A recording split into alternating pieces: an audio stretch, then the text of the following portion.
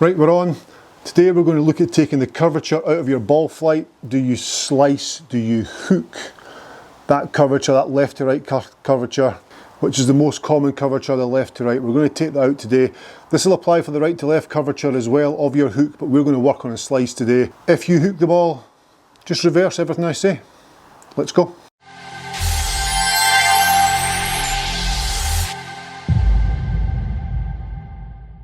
So curvature on the golf ball, it's not ideal. Let's be honest with you, when we slice the ball, we lose it out to the right. It's very frustrating, obviously, but the distance that you lose as well is incredible. What happens? What causes that? Well, it's a path that's out to in, path coming across the golf ball that creates that curvature. The initial ball flight of your golf ball is dictated by where the club face aims.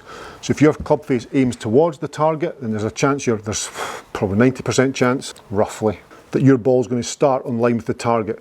And then the curvature is taken from the path. So the path influences the curvature of the golf ball. It tilts the axis of the golf ball, creates the side spin. That's why it goes to the right. So initial ball flight is dictated by where the club face aims. So if I'm aiming left, it's going to start left, regardless of where it curves.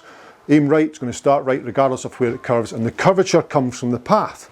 So my club there can point towards target. If I swing across from out to in, it'll start on line and then tail off to the right because of the path I've put on the golf ball. Golf club. Golf club. Definitely golf club. Golf club path. Very important. So let's amend the path. If we know that our curvature for right-handed golfers left to right, and our ball starts relatively straight and tails off, then of course faces in line with, but we have to cut, we're cutting across. So we'll set up a station. I take 4 white golf balls and I place my object ball in the middle and I take my address position. Now when I swing this golf club, there's a chance I'm going to catch this ball here. I'll definitely hit the object ball, and there's a huge chance I'm going to hit the ball on the left. So I'm coming along this line here. Now that's not great. That is the path from out to in. How do I fix this? So in order to avoid these 2 golf balls, I'm going to take the other 2 golf balls away. So if I remove this one and remove this one, and then address the golf ball, now all of a sudden I am left with a position that I do not want to hit all 3 golf balls. This one here is in real danger. So I have to make sure I can somehow swing the club through the white gate. So the 2 golf balls being the gate, I need to find a way of swinging the golf club through that gate, which is going to change the path of my club. In to out, from out to in, which is along the line. Now the body will reassemble itself to this. One thing you must be aware of, one very important point you must be aware of when changing the path from out to in to out in this case, is that you do not push the hands into out. The hands and the handle of the golf club does not go into out, it's just the club head. So it's just the club head that goes into out in this action. So the club head goes into out like so. So I've lowered my hands to try and show that. Club's going from in to out, but my hands are not going into out. I do not want to be in this position coming down and pushing my hands into out, because that's going to leave an open face with a path that's square. So the path is going to be square and the face open to that, so I'm going to go right and further right. So don't want that. Oof, do not want that. So I'm here, address position. I do a little swing above. My body's doing this. It's my body that's making this happen. It's not my hands and arms. My body is turning through. My body is creating that club path. Now I can see the blur of the club head going through the white gate. And I can clearly see that that is now an in-to-out path. I'm educating the body on how that happens. So I'm coming a little bit more from inside.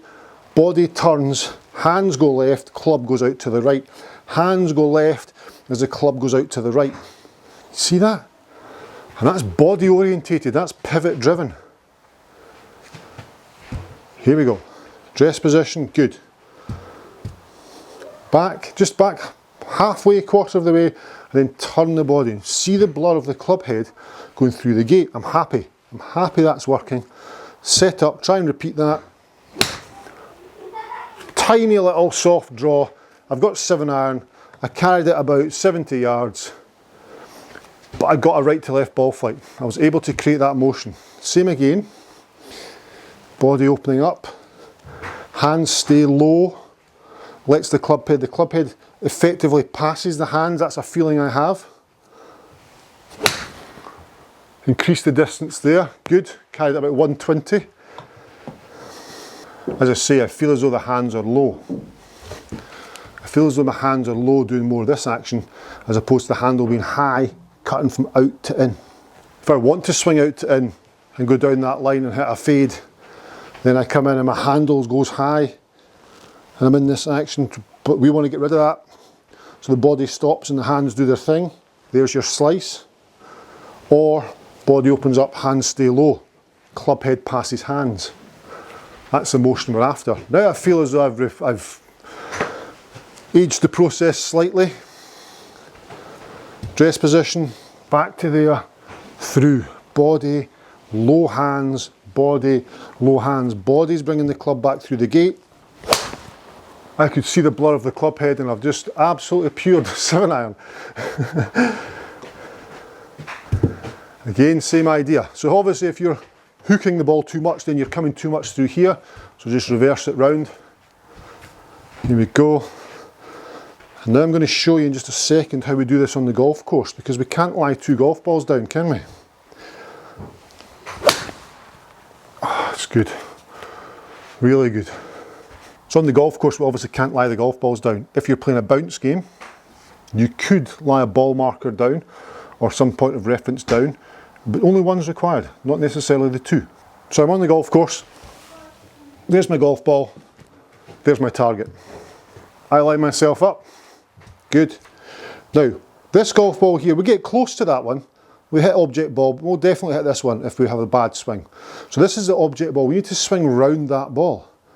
So Beckham or somebody, footballer, taking a free kick, hitting the object ball, swinging round this ball.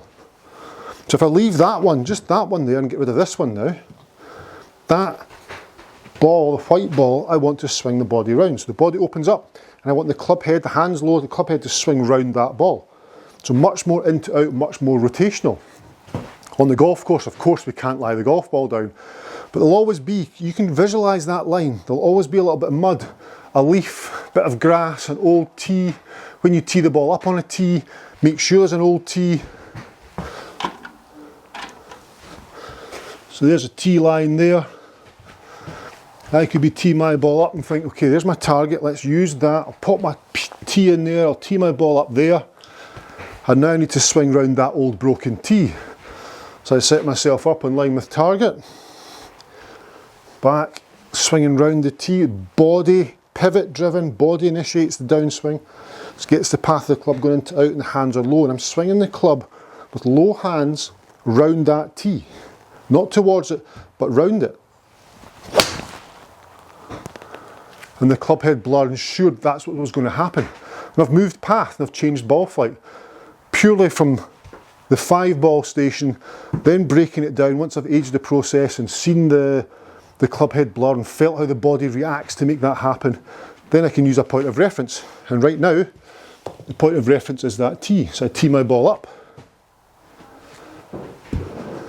Club on line, set myself a couple of waggles that are initiated by the body on the way down to see the blur of the club head going into out. Now the blur of the club head's good. It's going round the tee, it's initiated by the body, good to go. Am I pretty good?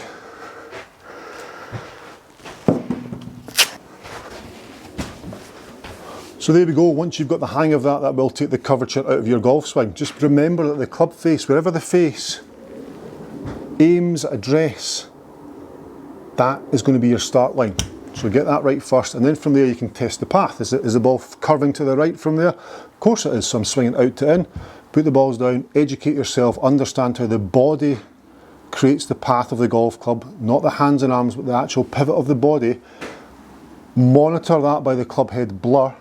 Then refine the 5 golf balls, the dice number 5, down to 1 golf tee, 1 leaf, 1 bit of grass, 1 bit of mud, some mark on the golf course that you can use to spin that club round as the body opens up. The only thing left to do now is click that subscribe button, and I'll see you in the next video. Bye bye.